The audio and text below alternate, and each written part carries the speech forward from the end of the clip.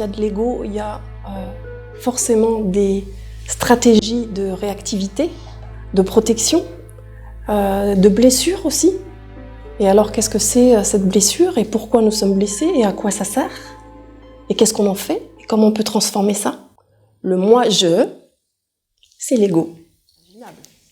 Donc, pourquoi? Parce que l'ego, c'est ce qui a permis de développer toutes les protections, toutes les stratégies mentales, toute la connaissance des manipulations de l'autre, de soi, de comment on peut dominer, de comment on peut soumettre, etc., etc. Et dans le monde qui nous gouverne, c'est plutôt utile. Et par contre, en termes spirituels, l'ego n'a pas bonne presse. Après, il y a toute une construction mentale de l'ego, avec toutes les pensées de stratégie, de condamnation de soi, de condamnation des autres, de projection, etc., etc.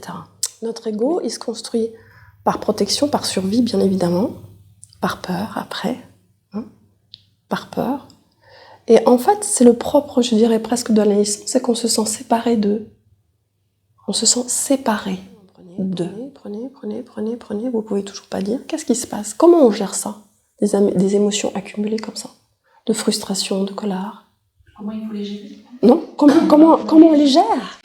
Ben, on les gère ailleurs. On les gère ailleurs. C'est pas le patron. On les gère pas.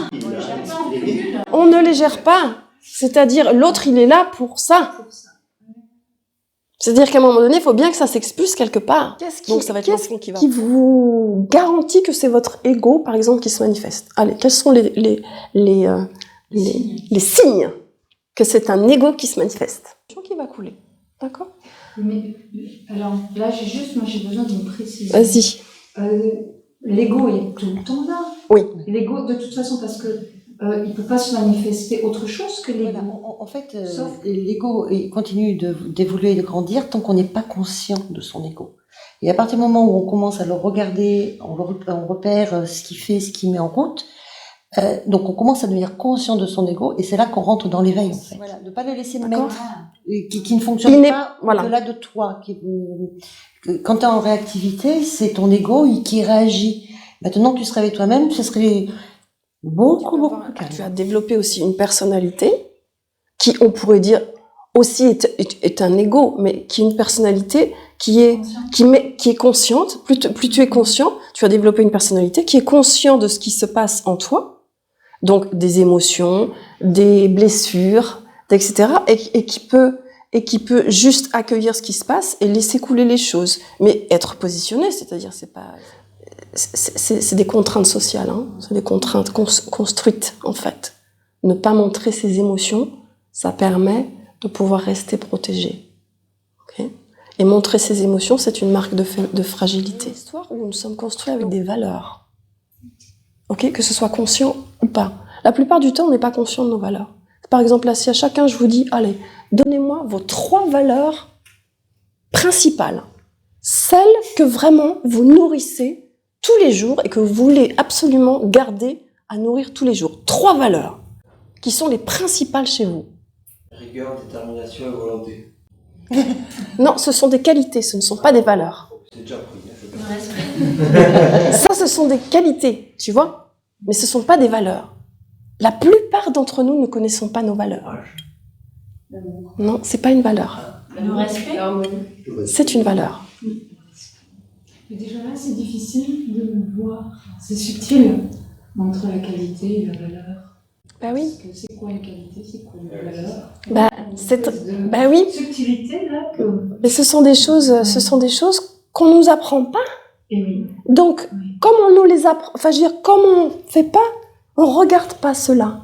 Comme on ne regarde, ça veut dire qu'on ne se connaît pas. Mais vous imaginez la terreur que c'est de ne pas se connaître. Bombe. C'est pas trop grave. Par contre, quand tu rentres en conscience, là c'est différent. C'est-à-dire L'introspection. Ouais. Tu commences à regarder qui tu es. Oui. Et ce que tu dégages, les valeurs et tout. Oui. Mais quand tu n'en as pas conscience, c'est pas grave, tu vis en pilotage automatique. C'est ça, c'est du pilotage de projet. C'est pas grave dans quel sens? Tu dis c'est pas grave. C'est pas grave pour l'autre qui sur lequel tu vas projeter. Non, c'est pas ton- grave. J'entends ça. C'est Ah, pas grave d'accord. pour Je soi. vois, oui. Puisqu'on n'a pas conscience. Ah, c'est pas grave pour soi. Voilà. Les autres, à la limite, Il se pose pas de questions, en fait. Il n'en a pas conscience, il se pose pas de questions. Si t'as pas conscience et que tu dégages de la colère sur les autres, en fait, t'es pas heureux. Hein. Ah oui. Parce que tu es inconscient, mais tu n'es pas heureux. Et Mais t'es pas conscient que t'es pas heureux, en fait. Voilà, c'est ça. C'est ça le truc. Mais en fait, dans ta vie, en fait, t'es pas mieux. Quand t'es en conscience, t'arrives à vivre et à voir le beau côté. Et quand t'es en inconscience, tu vas être sur la colère tout le temps et tout. Et c'est pas être. C'est ton mode de fonctionnement à toi. Pour toi, il te paraît tellement naturel. Oui, mais t'es sur la colère. Ah oui. Ouais. Quelque chose que t'as En pas fait, réglé. je vais être touchée parce que je vais avoir l'impression de ne pas être respectée dans mes valeurs. Que l'autre ne me respecte pas. Peut-être que l'autre, il a absolument aucune idée et Parce que pour que- lui, il vous parce que- respecte. Hein. Parce que l'ego, en fait, pour l'ego, le monde doit fonctionner comme il a décidé qu'il devait fonctionner. C'est lui qui a les lois. Il a sa vision. Il a La sa réalité, c'est sa réalité à lui. C'est son monde, c'est lui qui chapeaute le monde. Hein, un ego, c'est lui qui chapeaute le monde. Donc ça doit fonctionner comme il a décidé, même qu'il soit pas au courant de comment il a décidé, qu'il se souvienne pas des choses, mais ceci dit, l'autre il a intérêt à savoir comment ça fonctionne. À partir du moment où il y a quelque chose de l'ordre d'une revendication, comment ça, moi, la reine ou le roi de mon monde, on ose m'envoyer un pamphlet pareil.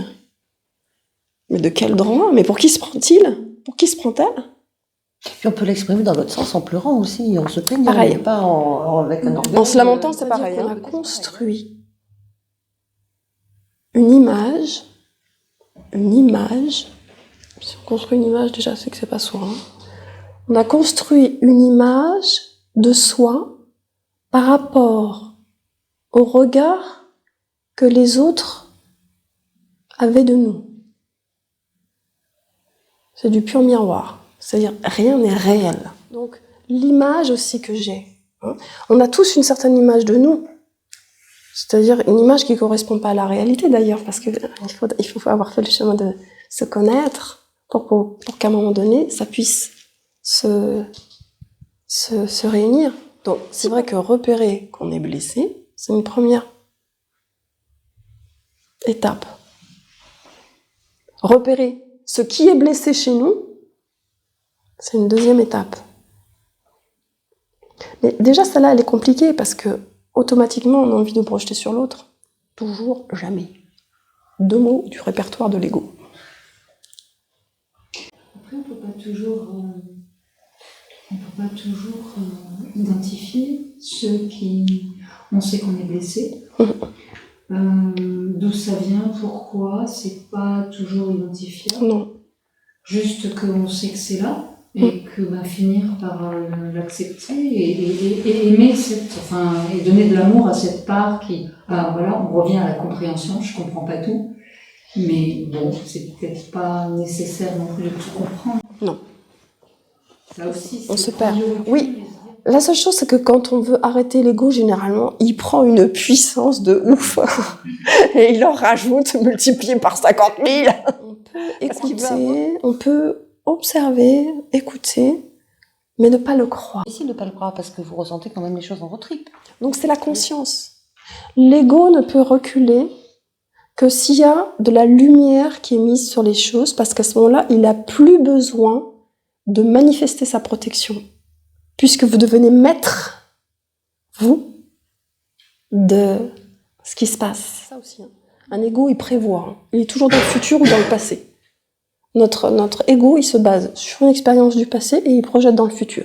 Il n'est jamais au présent. L'idée, c'est pas de s'en débarrasser. L'idée, c'est d'être conscient de ces manipulations inconscientes de façon à ce qu'on puisse de redevenir le maître du bateau et que ce ne soit pas des choses qui nous gouvernent sans que nous ayons donné notre accord. Depuis qu'on est en conscience avec l'ego, on l'accueille, et plus on l'accueille, plus on évolue, et puis plus au final tout se passe mieux. Quoi. Oui. Parce Et tu as raison. Non, mais tu as raison, c'est un vecteur. Et ça fonctionne tant que tu restes dans ta prison. Et la prison, elle est grande, donc on peut aller voir plein de choses et on peut faire beaucoup de choses. Mais il arrive des moments où tu dois sortir de la prison. C'est-à-dire sortir du monde. Oui. C'est comme si, je donne une image, hein, mais bon, on est dans une cellule, dans une pièce, on ne connaît que ça. Oui. Et un jour, on s'aperçoit qu'il existe d'autres pièces, donc on ouvre des portes et voilà. Et mais on arrive à un moment où on a l'impression que la maison, le jardin, c'est bon, on est libre, alors qu'il y a encore autre chose. Et que dans cette autre chose-là, il y a des parts, des gardiens, je ne sais pas, des égrégores qui ne souhaitent pas qu'on y aille parce que je ne sais pas pourquoi. Hein, mais... Ils perdent du pouvoir. C'est une perte de pouvoir. Même dans les plans plus subtils, il y a cette notion de pouvoir. Les chiottes. On croyait que là-bas, c'était cool. Évidemment.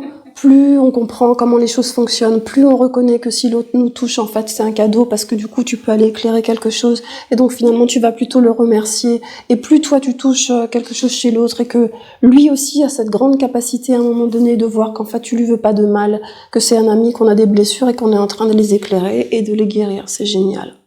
Ok. Ça, c'est la base du travail, de l'éveil. C'est ce qui fait qu'à un moment donné, tu peux sentir, enfin c'est déjà la base, c'est une bonne base. Dans l'humanité, vous voyez bien comment ça fonctionne. Tout le monde n'a pas envie de perdre son pouvoir et d'être libre et que les gens soient heureux. Si c'était comme ça serait pas le bordel comme c'est le bordel. Vous sentez bien que dans vous, même si vous avez cette volonté-là, il y a des guerres à l'intérieur, il y a des conflits, il y a souvent c'est l'image. Hein, et plus on est spirituel, et plus on porte une image, ça peut aller très très loin, ça peut aller dans ce qu'on appelle l'ego spirituel.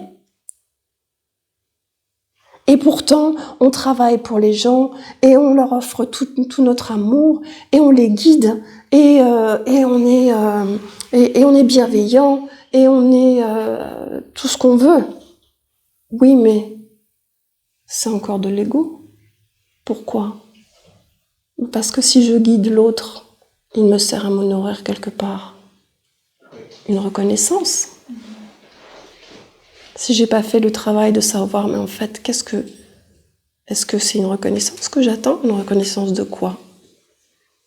Ou est-ce que moi, je me suis reliée, que j'ai dissolu, purifié, putréfié, etc., et que je suis plus dans quelque domination que ce soit de ma puissance, que je l'assume pleinement pour juste être. Vous croyez que c'est si facile que ça, de discerner ça ? C'est pas si facile que ça. Et encore moins quand on fait un chemin spirituel.